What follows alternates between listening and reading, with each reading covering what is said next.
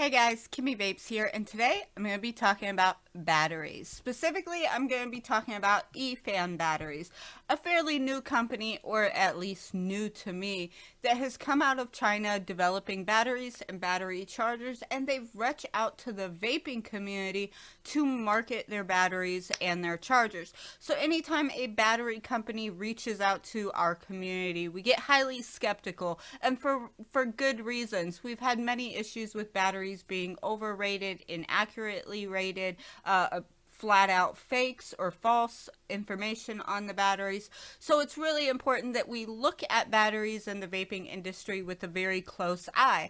And today that's kind of what I'm going to attempt to do. So this is going to be a review / informational video about Efan batteries. Now all of my opinions are of my own and they are completely unbiased. I would also like to thank Battery Mooch, who I did consult during this review and my testing of these batteries.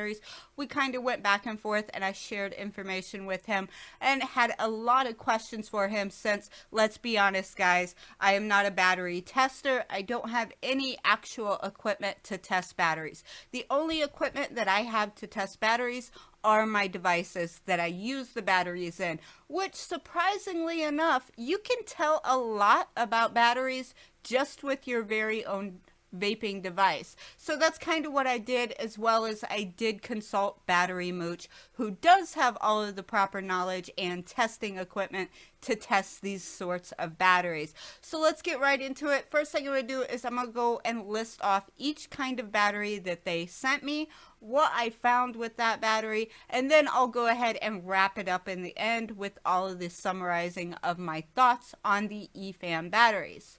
So the first battery that I'm going to be talking about today is Efan's 21700 battery. Now this battery is in a blue wrapper, and on the wrapper it says it's a 3750 milliamp hour battery with a CDR, which is your continuous discharge rate, of 30 amps, and then a max pulse rating of 40 amps. So here are some thoughts I have on just their packaging, their wrapper, and their claimed ratings on their batteries.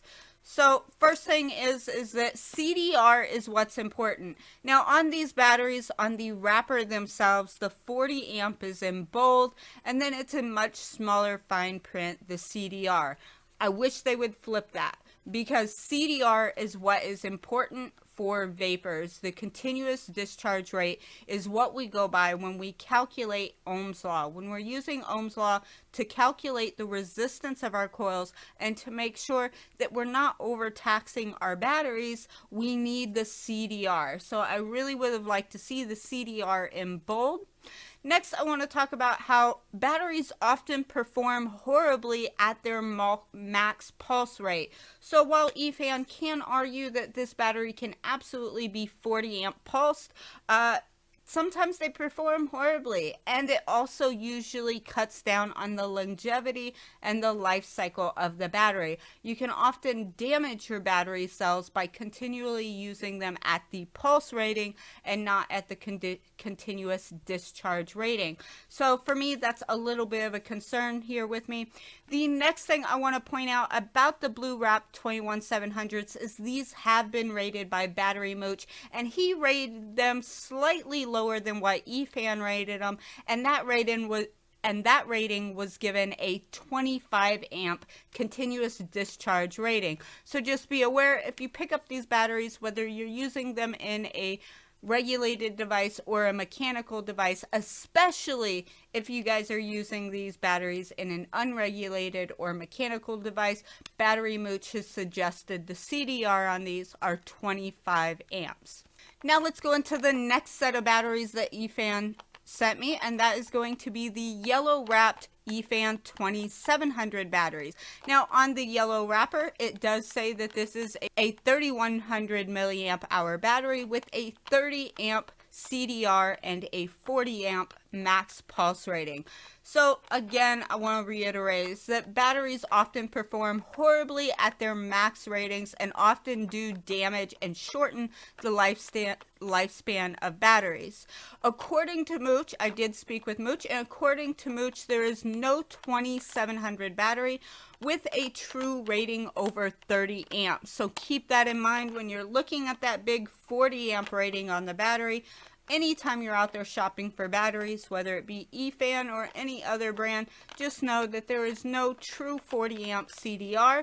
So whenever you look at a battery and you see 40 amps on it, know that that's most likely a pulse rating and not the CDR. These batteries are currently being tested by Battery Mooch. Now, the next batteries I'm going to talk about are probably my favorite batteries from Efan. I have been using them the most just because they have been performing the best for me. And I'll go ahead and go over the information on the box just like others. This is the Efan 18650 blue wrapper. On the wrapper, it says this is a 3100 milliamp hour battery with a CDR of 28 amps and a max pulse of 40 amps. I really hate the max 40 amp pulse. Come on, Efan. Bring that down. Get rid of that. We really don't want max pulse ratings for vaping. If you're going to be selling these to flashlight owners and stuff like that, I don't care. But if you're selling them to vapors and you're marketing these batteries for vapors, get rid of the 40 amp pulse rating, because realistically, if we use these batteries at that amperage, we're going to be burning through batteries very quickly because they just don't perform that well at 40 amps. Now, I will say the 28 amp rating is probably pretty close there. Now, I did speak with Mooch about these batteries, and here's what Mooch had to say. There is no 3000 milliamp hour 18650 with a true rating over 20 amps, and there is no over 3000 milliamp hour 18650 with a true rating over 10 amps. So most likely this is a 3000 milliamp hour battery and not a 3100 milliamp hour battery, and most likely the true rating on it is 20 amps. Now, they did rate this a bit higher at 28 amp CDR, but I will say I kind of agree with Mooch, and in just my use of it, I found that 20 amps, it performs really well when I'm not trying to push the battery past 20 amps. As I said earlier, your device can tell you a lot about the batteries that you're using. Well, some devices can. I have the Osmotis Lustro here, and one of the great things about the Osmotis chipset is that they show you current and active battery voltage drop, or battery sag as we call it. So when I press my fire button and I'm vaping on the device, I have an active readout on the battery bar of how much my voltage is dropping every time I pulse that button. The higher the wattage that I use, the more voltage drop and the more battery sag that I get. And the reason for that is because I'm taxing my batteries. I'm really putting them through the ringer. If I lower my wattage, I'm actually going and drawing less amps from my battery, and therefore the battery is able to perform more consistently and more stable, thus giving me a more powerful, enjoyable vape experience. So the last batteries that I'm going to talk about today are the 18650 green wrapper, and on the wrapper they state they are a 3500 milliamp hour battery with a CDR of 17 amps and a max pulse of 25 amps. And according to Mooch, an accurate 3500 milliamp hour battery cannot be over 10 amps and likely might be much lower. And again, I tested these batteries in my regulated Lustro mod, and I found that these did perform really badly at high wattages.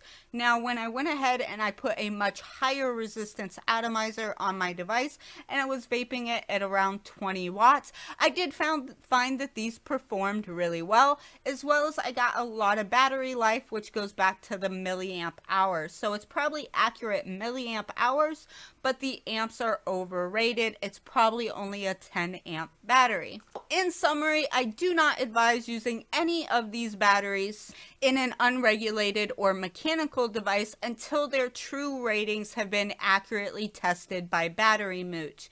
Additionally, these batteries are perfectly suitable for use in regulated devices, with the added caution of knowing that these batteries may be slightly overrated.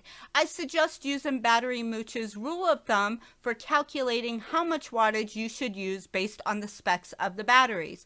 So that calculation is taking the amps of the battery batteries, multiply that by 3, and that equals your wattage that you should be using. So for example, a 20 amp battery multiplied by 3 is going to be 60 watts of power.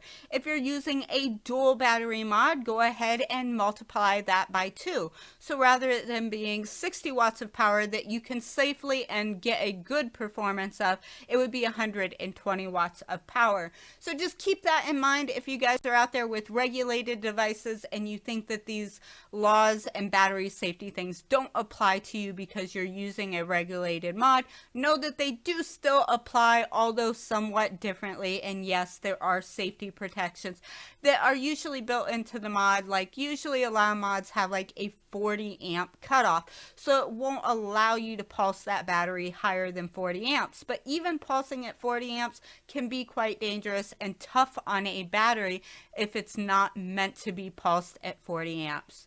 I want to personally thank Battery Mooch for all of the help and the information that he provided me while I was doing this testing and review. I do want to thank Efan for sending me their batteries and their chargers and giving me a chance to talk about batteries on my channel, because as always, you guys, battery safety is really important, and understanding the batteries that you're using in your devices and how they apply is really important as well. And if you want to know more information on batteries, I strongly urge you guys to go follow Battery Mooch. He has a YouTube channel where he often puts out informational videos regarding batteries and how we use them in vaping devices. Additionally, he also has an Instagram, a Twitter, and a Patreon. Mooch does all of these battery testings for vapors on Patreon. So it's really important that we as a community support him. So if you want to do that, you can definitely go find him on Patreon as well. All of the links will be down in the description of this video. Thank you guys so much for watching. If you enjoyed this video, give it a thumbs up. If you're not already, click that subscribe button. And if you are, don't forget to hit the little notification bell icon so you get notified the next time I upload a video. Thank you guys so much for watching. Bye-bye.